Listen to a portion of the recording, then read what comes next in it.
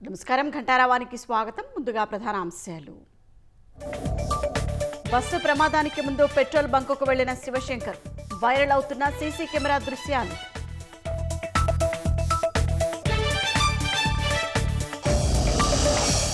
Bus ప్రమాద మృతులను గుర్తించేందుకు DNA పరీక్షలు. ఫలితాలు వచ్చేందుకు 2 రోజుల సమయం పట్టే అవకాశం.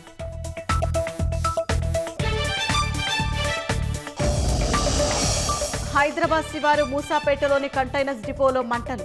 పెద్ద ఎత్తున పొగ అలుముకోవడంతో స్థానికుల అవస్థలు.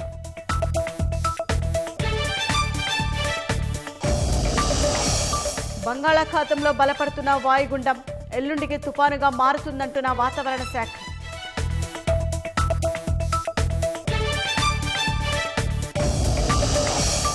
మలేషియాలో అమెరికా చైనా మధ్య వాణిజ్య చర్చలు.